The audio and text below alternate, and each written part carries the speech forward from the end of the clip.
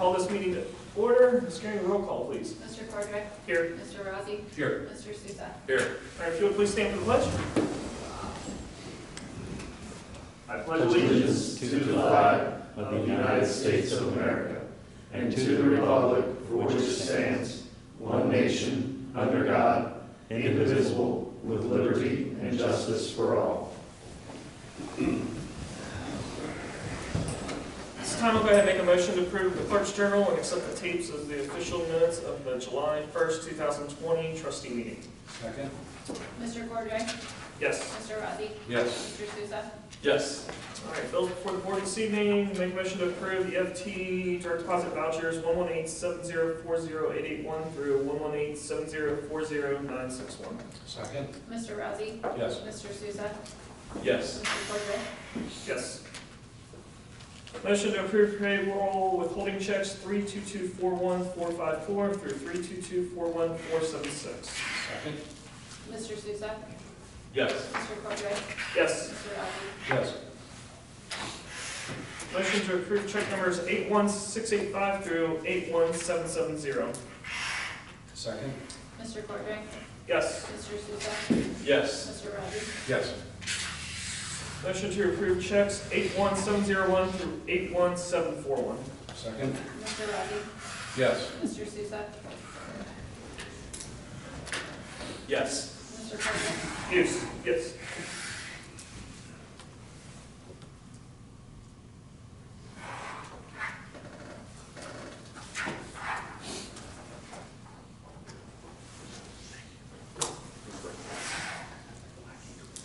All right, at this time, I will go ahead and open the floor to public comments at 6:32 p.m.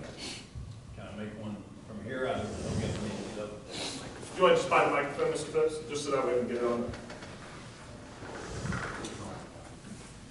I'll put a flag in.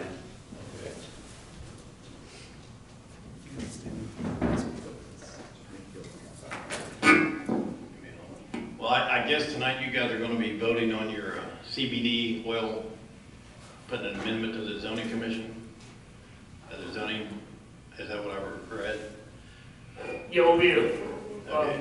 voting on the resolution with regards to adopting the zoning code for the CBD oil establishments. I guess I would like to ask, how it even got this far? Does anybody remember who initiated this, where it came from? Did one of you guys on the board initiate this? Or I know I was on the zoning commission, no one on the zoning commission initiated it. How did it get this far that we're considering regulating a substance that's not even regulated? It's not like pot or alcohol or tobacco that are regulated. How did it get to this point? Who initiated this? I guess I'd like to know which one of you guys initiated this, or where it got initiated from, how it got to this point. I'm happy to speak to that if you want me to. So this goes back to originally when Governor DeWine passed legislation that allowed for CBD derivative products to be sold at retail, but it left it to the local governments to decide what, if any, zoning regulations they wanted to put on that. The township passed a moratorium at that time and initiated a text amendment to that. That's when then there was a zoning commission hearing. They had multiple hearings on that. Right. And then from there, then it came back to the trustees. They had an informal work session on it, and then last meeting they had the public hearing on it. And then tonight's the actual vote on it. Does that help clear that up? Well, that doesn't clarify. My question is, who is this, administrative government or representative government? Did it come from one of these guys or from administration? It came from the board. There's 3 entities under 519.12 that can initiate a zoning change. It's the property owner, it's the board of trustees, or it's the zoning commission. So when the trustees initiated the moratorium, they also initiated the process to look into whether or not to pass any text amendments to it. That's then when staff worked with our law firm, the zoning commission, and came back.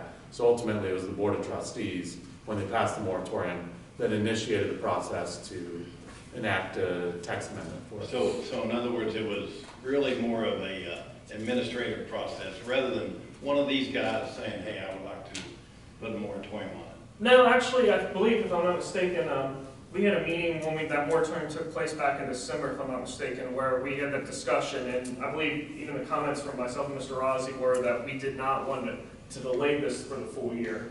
That we wanted those, yeah, we wanted the zoning board to take action, we wanted our law firm to take action, administrative staff to take action to consider it as a board.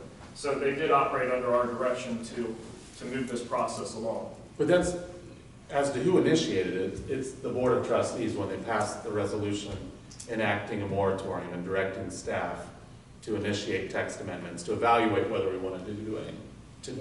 Yeah, I understand and I get that, but I'm just saying, was it an issue, did a resident bring it as an issue to any of you guys that made you pursue this? I mean, I understand that it was, they made the motion. I got you. I'm just curious where it initiated from. In this day of society of people feeling like they're losing their rights right and left, and that's why we have all this going on. And I guess now we're regulating a non-regulated substance. Where does this stop at? Where does this stop at? You know, that's my thought. And my question is, what you're telling me it was brought to them by the administration, not a resident, not one of these guys, nobody on the zoning board initiated this. I know I was on the zoning at the time. So my question is then, here again, we got another situation of administrative government, the same as we have with this right here, you know. Well, maybe I misspoke. I don't know the entire backstory of how it got to be before the Board of Trustees, whether it was resident complaints or what. I do know, obviously, when Governor DeWine passed the House bill, basically allowing for retail sales of it, that our firms and a lot of other entities in the area started looking at what, if anything, we want to do. But how it actually, what culminated into the trustees voting on it, I'm not so sure. Whether it was staff initiating it or whatever, I can't speak to. I'm just curious as how it initiated. So I wasn't here last December. I was on that side, but I remember the discussion about the moratorium. I do believe there was an individual that approached the township, and maybe Alex can infer this, about the potential of bringing one of these to the township late last year. It didn't move forward. Just my opinion of this process has been it's really just a common sense type review. I don't think we're doing anything restrictive really. I mean, from what the bodies, the zoning commission and us have outlined. So I mean, I get where you're coming from about mandates and regulations, but I think the actions of the parties have been, I mean, people have reached out to me about it and given me input. There's like anything in life today, there's people that think it should be none, and there's people that think anything goes.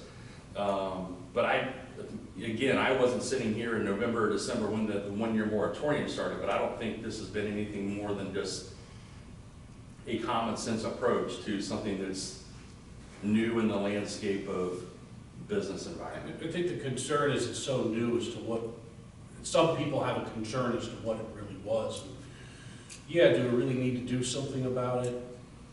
But because it came down from DeWine and it wasn't just like a candy store, it's unfortunately parts of it has some stigma.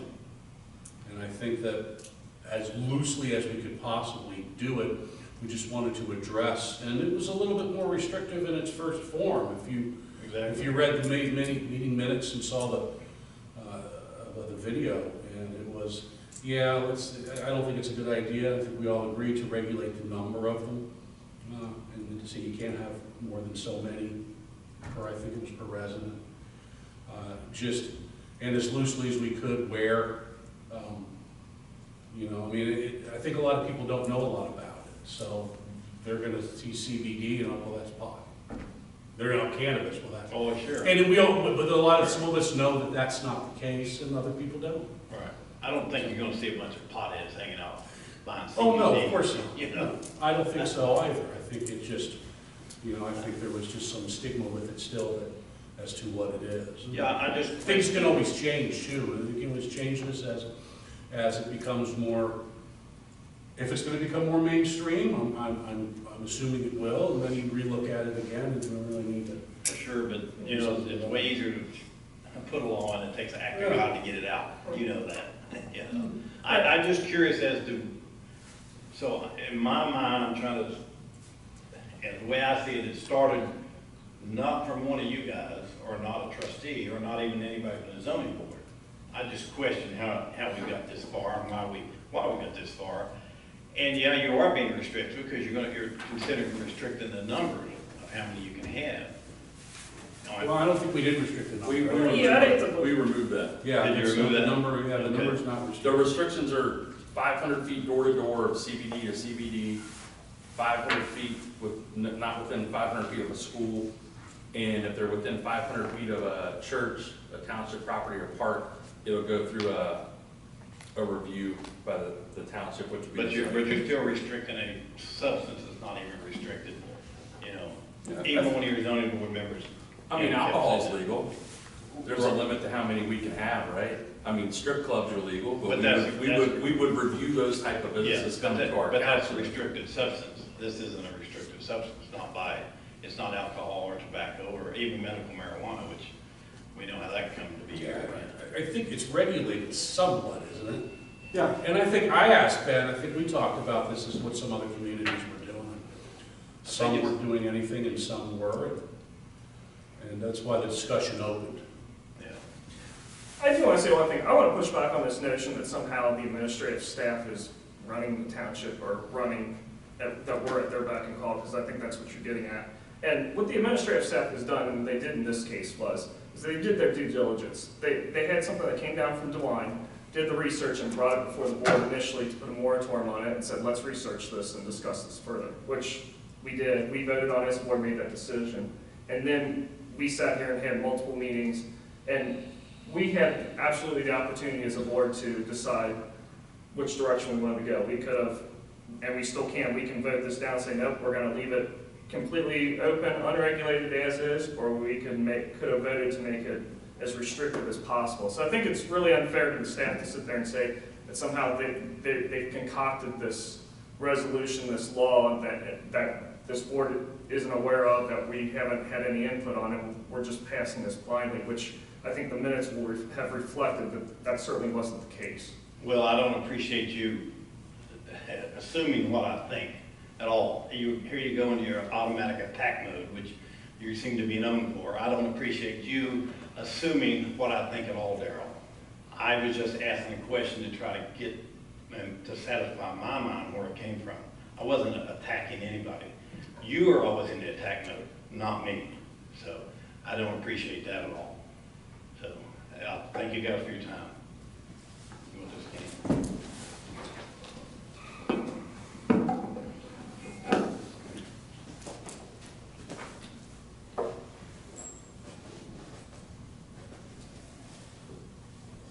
Mr. Hickey, do we have any public comments submitted via online this evening? No, sir. Great, thank you. At this time, I will go ahead and close the floor to public comments at 6:43 p.m. Next item on the agenda we have tonight is human resource items. Mr. Hickey? Yes, sir. And we just asked, we request a motion to hire Mr. Josh Davis effective July 13th at a pay rate of $12 per hour. This is our seasonal. We did end up losing one seasonal, so this is just a rehire of a seasonal for our third seasonal. So moved. Second? Mr. Rossi? Yes. Mr. Cordray? Yes. Mr. Souza? Yes. All right, with that, we will move on to new business. First item, gentlemen, we have to consider is Resolution 20-0715, a resolution adopting zoning code text amendment, creating zoning and land use regulations for CBD establishments. Gentlemen, do you guys have any questions, comments? Did everybody have a chance to review? Did we get everything kind of, I know what we talked about in the last meeting, everything addressed? Only language that changed was if there is that scenario or for further review, I think you outlined that it would, fall under one of the township parties. Exactly, basically, if it's within 500 feet of a church, library, public playground, or township park, it'll be subject to conditional use review by the BZA. Yeah, there's no restrictions on Should we number. just review high level the exhibit, just outlining for the public what we're moving forward with before we? No, that's absolutely fine. I can do that. Yeah, So, that's no problem. Exhibit A that's in the meeting packet that's available online. So we've defined a CBD establishment as I'm going to use the non-technical abbreviation THC, an active agreed amount of 0.3% or less, defining a CBD establishment further as any retail store maintaining at least 30% of its physical merchandise space for the sale of products consisting of or infused with CBD or the store's primary revenue source. Item 3, there shall be a minimum 500-foot distance between two CBD establishments measured from one main entrance to the other main entrance. And I think that's as the crow flies, right? Not on the road per se. Number 4, no CBD establishment shall be permitted within 500 feet of the school. And number 5 was the one that had a slight change. Any CBD establishment proposed within 500 feet of a church, library, public playground, or township park shall be subject to a conditional use review procedure and criteria provided by Township Zoning Code Section 3.8.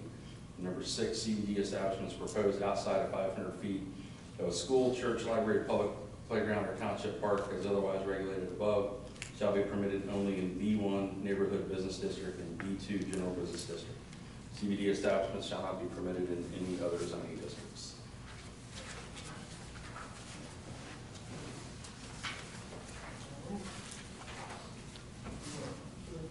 Good discussion. All right.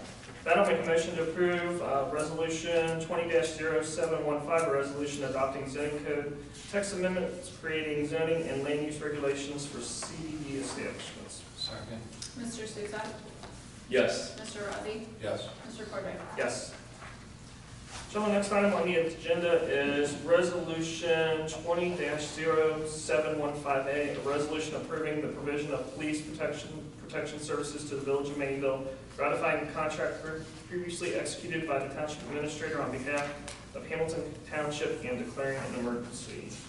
And I'm going to ask Mr. Hickey and Chief Hughes to kind of go over the highlights. We'll actually have Ben start and then Okay, Chief or Hughes will Mr. finish Hughes, out. that's fine. Yeah, I'm happy, just some contextual background on this. The Village of Mainville and the township have been talking somewhat abstractly for a while about how could Mainville save money and do they need a police department or not? And could we step in there and provide some of those services? Of course, the township's already been, frankly, providing police protection services to Mainville, even without a contract, is around support services. And then while we were talking, that kind of got fast-tracked through some unexpected personnel changes, I'll say, with the Village of Mainville to where this became kind of a fast-tracked issue. You'll see in the contract, and Chief, feel free to chime in whenever you want. This is something, though, that we needed to move fast on because Mainville was, frankly, without a police chief, and they wanted us to come in. So I worked with Police Chief and Brent to basically get this in place as quickly as possible. It's basically an arrangement whereby the township is being paid by the Village of Mainville to provide 24/7 police protection services as the township's, frankly, police service. It won't have Mainville anymore. So it's only money coming into the township. It's not any money going out. So we wanted to go ahead and get this contract on paper. Frankly, the Ohio Revised Code doesn't require the township to pass a resolution in order to do this, especially where it's not the township paying money. There's that provision that over a certain threshold, the administrator has to come back to the township trustees to get approval for this. This is just money coming in. So we went ahead and, for planning purposes, executed the contract. But me being the lawyer, I wanted to do this as kind of a CYA thing to make sure that the township trustee also ratifies the contract. Because the last thing I'd want to have happen is something bad happen in the Village of Mainville. Some lawyer get involved and say, hey, why was your officer out there in the first place? Show me where they had authority. It was just your administrator that did that. So just as a belt and suspenders approach, I wanted to bring it back to the trustees and have it passed as a ratification of the agreement. But again, frankly, we needed to move fast on this in order to get things in place so that as of August 1st, Mainville's police department can transition and we can take over full-time service. As to the nuts and bolts of the service to be provided, perhaps that's more where Chief could jump in. The only one, a couple things I'll mention too is it's a 10-year contract, renewable with an additional 5-year term. We can talk about the fees as well. Chief may do that. But we wanted to make sure that while it's a long-term contract that provides some assurances that if the township goes out and hires personnel, things of that nature, that we can make sure that we can recover our costs, and if the political winds or the, financial needs of the village change in the future, or frankly, even in the township, that could be dealt with. So there's an out valve whereby either party for no cause whatsoever, just with a 180-day notice, six-month notice, can say, we don't want to do this anymore. Either party can get out of it then. So that's frankly the nuts and bolts minus the pay of the actual contract itself. Chief, if you have anything additional. No, I appreciate that. It's a really good summary. I think we have a very good working relationship with the Village of Mainville.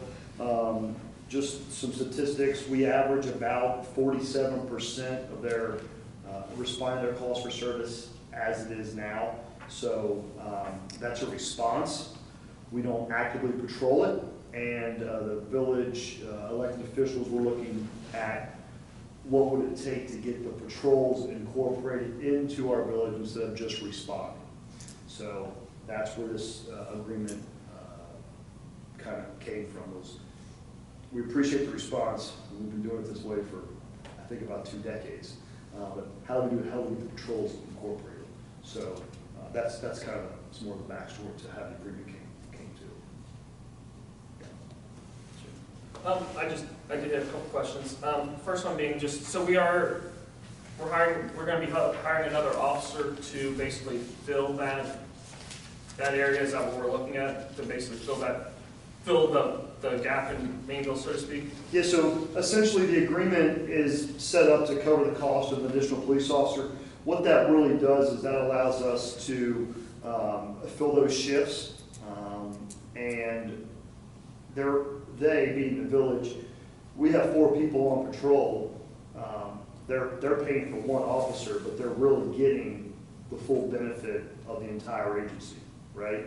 There will be no more Mainville Police Department. It will be Hamilton Township. So they're going to get our full-time clerk. They're going to get our full-time evidence personnel. They're going to get our full-time detective. And then the way that our beat structure is aligned with respect to the patrol districts, all 4 of our beats split right in the middle of downtown Mainville. So depending upon where inside the village limits that call comes from, we'll have a car in that beat on most days when we are at full staff. Again, we felt like that was the best arrangement. As Mr. Yoder alluded to, there are some financial concerns on their end, so there's only a certain amount of money available. And we ran the numbers, we looked at the staffing models and things, and this additional personnel that we'll hire will help kind of fill those gaps. Okay. The other question I had is just from, I'd say a service perspective is, so, I mean, obviously cities, villages, they have the ability to speeding tickets, mayor's courts, things of that nature to kind of help fund police. Given the fact now that if this passed, it's going to be township officers, how is that going to be handled going forward? Are officers going to be writing speeding tickets in the village to pass through mayor's court, or how's that kind of? So that's a great question, and that they're dissolving, for lack of better words, their mayor's court as well. So any citations that are issued inside the village limits will be treated just as though Hamilton Township police officer issue those citations now, and those will all go up to Warren County Court. There will be no more mayor's court. So we're not going to, I guess the old, the complaint with city officers, so to speak, is that you have speed traps, city to write tickets for revenue, to gain revenue enhancement. Right. So there wouldn't be that concern that our officers would be tied up doing that for the village. No, with this. No, there's no, essentially, there will be a village code, I'm sure, because they're probably required to have one, but we will not cite under that village code. We will write a citation just as we would now in any part of the township.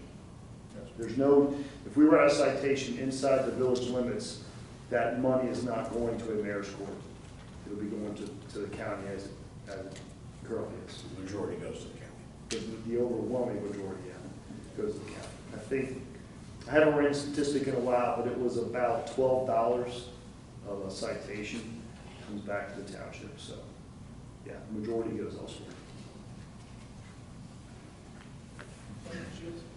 Are we acquiring vehicles from them? So they do have a 2018 Ford Explorer SUV. It's only got 18,000 miles on it, 17,000 miles on it. They currently owe about $31,000 on that vehicle. They're financing that car at a 4% interest rate. LC&B can finance that car to us for 2%. But honestly, for $31,000, I would just like to just go ahead and purchase that car. We will turn that vehicle into one of our school resource officers' vehicles. With it being silver, there's about an $8,000 expense to wrap it to match our cars. We can do some neat stuff, if you will, with it being silver and make it a really cool, I think, little Miami SRO car, and cost us under $2,000 to re-decal. So that's kind of what we're envisioning. Hire a new person. We would also need another car. Do we require anything else? The equipment? There is some equipment that's going to come our way. We're still kind of finalizing what that is, but we do know that they're going to have ammunition, targets that they use for the range, maybe some less than lethal stuff like tasers. But we're still kind of going through all that to see what that's going to look like. But yeah, we would essentially acquire that. Is it different than our equipment? You know, bear with me because we haven't dug deep into this enough. I mean, what we can't use, we can trade in, but the ammunition, yes, as long as it's the same caliber, things like that. Yeah. MDC in the car that we want to acquire, that's $5,000. That's a savings. We don't have to purchase, but we need a computer, so. And just a few we've discussed, but for transparency of the process and a couple meat and potatoes pieces of the contract for the public. So to confirm this, the village has really no say over personnel, staffing levels, supervision. All falls on the township. Correct. And then as Bennett stated, it's either party can execute this agreement with a 180-day written notice prior to the maturity of a term. And in essence, this is structured in a manner that they are paying for the addition of an officer, all the associated costs, benefits, training, et cetera, that in a couple years down the road, the step increases in that annual payment will be tied to our contracts in our agency. That's correct. Is that in a nutshell? Yeah, that's correct. Okay. All right, thank you. And they did, for transparency's sake as well, they involved Mr. Nolan kind of in a financial review, because I know they're looking at some long-term financial planning for the village, and even I think the sheriff was entertained in the sheriff's department providing policing solution for the village, and wasn't deemed, I guess, to be a viable option. They obviously chose to go in a different direction, so. That's correct. Okay. Yes. I was not there for the Nolan meeting, but it's my understanding that that did occur. I was there for the meeting in the village with the sheriff, and he did express how they would not be able to do really anything better than what we're offering them. They don't provide that service for free. Fair enough. Just wanted to get it on the record that Yes, there sir. was financial parties in the county and Yes. other policing agencies in the county involved in the process. That's correct. Thank you. With that, I will go ahead and make a motion to approve Resolution 20-0715A, a resolution approving the provision of police protection services to the Village of Mainville and ratifying the contract previously executed by the Township Administrator on behalf of Hamilton Township, Warren County, Ohio, and declaring an emergency. Second?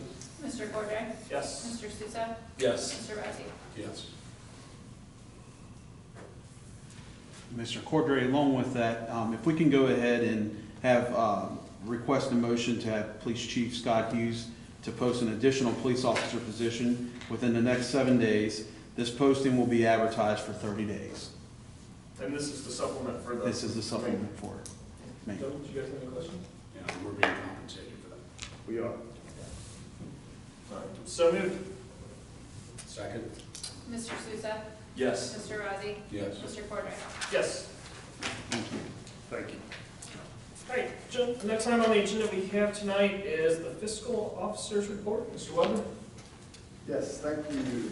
This is, you have before you the financial report, and this is for the month of June, so June of 2020, so all the revenue and expenditures through the first half of the year, first 6 months.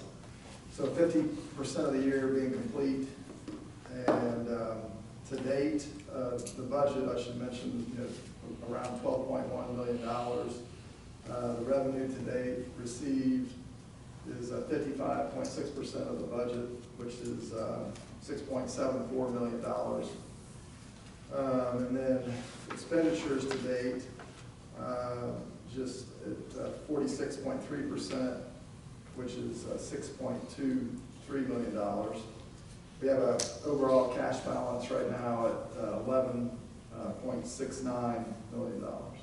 So halfway through the year, you got 55.6% of revenue, so you're good there. And likewise on expenditures, you've spent 46%, so less than half. The cash flow summary, you've also got that there. You always kind of like to look at that. And you look through that. We've been trying to, most of our revenue we get twice a year. And we received the first draw in April, and in May we did receive the CAUV. But other than that, one of the things that we've been tracking monthly is the gas tax, and it's interesting that it's usually, it's not a lot of our budget. It's usually around $27,000 to $31,000 a month. This month it was $23,000. So I mean, as far as a percentage goes, it was down, and I think that falls in line with the COVID-19 because they said it's about, as I've said, and I'll say it again, about 60 days in the arrears. So, so that's that. Balances, if you just look at some of our balances, fund balances on some of our funds, in the general funds at just a little over $2 million balance. Gas tax is at $545,000. Over that. Road and Bridge is at 1.4, a little over $1.4 million. Police fund is a little over $2.5 million. And the permissive motor vehicle license tax, it actually was up. It actually was up this month, more so than May. So maybe they're operating more on 30 days in arrears.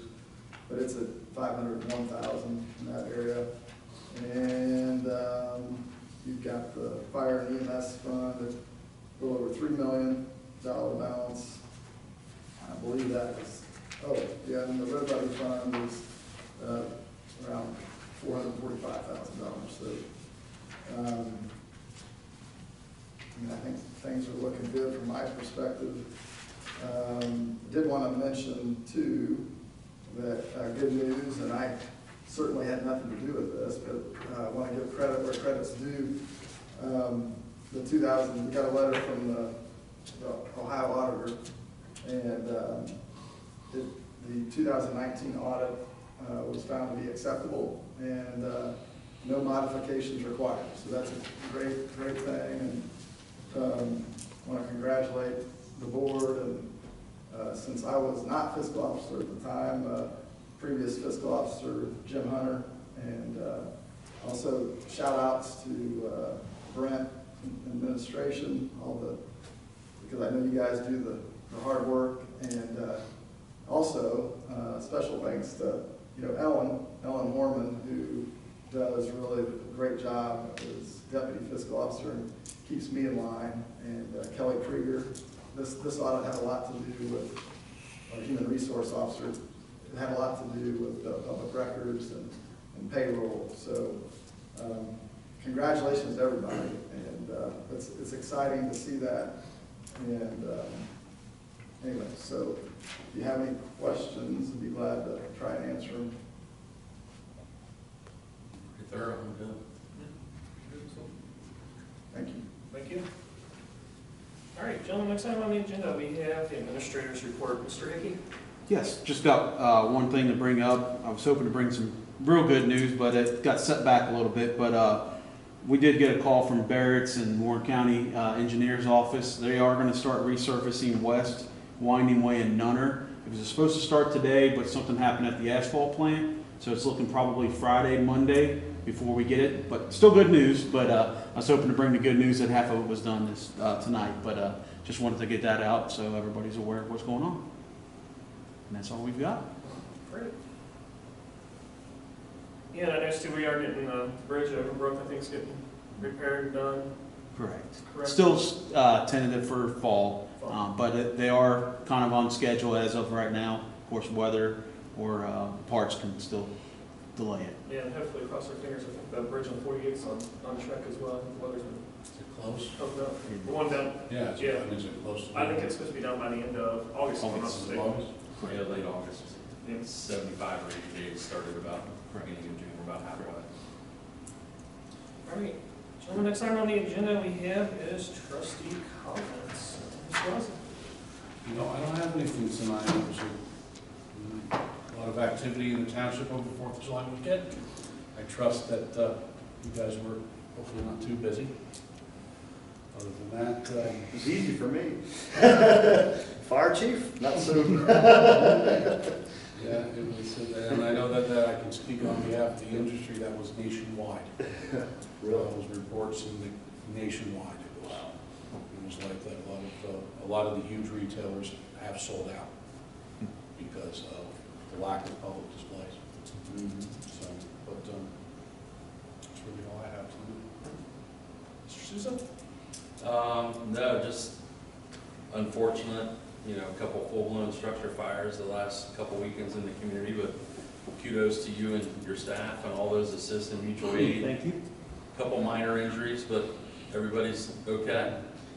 Yeah, we still have one being that's off now, but one has returned back to work, so that's a good thing. And then as it relates to the new firehouse, you guys are still working in your move-in process. Are you happy with the final punch list items with Turner there, and is that stuff getting? We're still working on wrapped it. up? In fact, the construction manager was there all day today, and he'll be in and out pretty much this next couple of weeks, but just keeps pecking the things and getting them done. And if you've ever built a house, you know that it takes a while to get punch list items completed. But he keeps working at it. And then the sale of the previous 76 in Mainville, we talked recently with moving forward, no hiccups at this point. It's Yeah, good. It's good to be if I may, expected, we got the basically. phase one. We got the phase one report back, and it's fine. They said no further action is necessary, so that was a good thing. Yeah, I've moved that on to the seller, and it's gone to, he's turned it into his lender. So hopefully we'll be progressing forward with that here pretty soon. Yeah, I mean, we'll maybe have to have some conversation with administration, governor's comments today, how things change and unfold. I don't know. We'll be continuing to have public meetings in the near future, and maybe looking at going back to remote. I hope they can continue to be public, but Yeah. the situation's kind of evolving and changing a little bit, so stay tuned there, I guess. Yeah, the other thing I had was, again, to echo Mr. Sousa said, great job by the fire department. One of the fires happened on my street down the road, and I got a chance to just kind of observe firsthand. That was on your street? Yep, on Applewood, yeah. So just got to observe firsthand just the work that everybody did. It was great to see just all the teamwork for different departments that came through. Our fire staff, they did a great job. And then also too, just to echo what Mr. Weber talked about with regards to the audit, just congratulations to the staff. Another phenomenal job with the audit, special kudos to Ellen and Kelly. Great to see just to continue that string of excellence. And with that, I will make a motion to adjourn at 7:09 p.m. Second? Mr. Cordray? Yes. Mr. Rossi? Yes. Mr. Souza? Yes. All right, we're adjourned.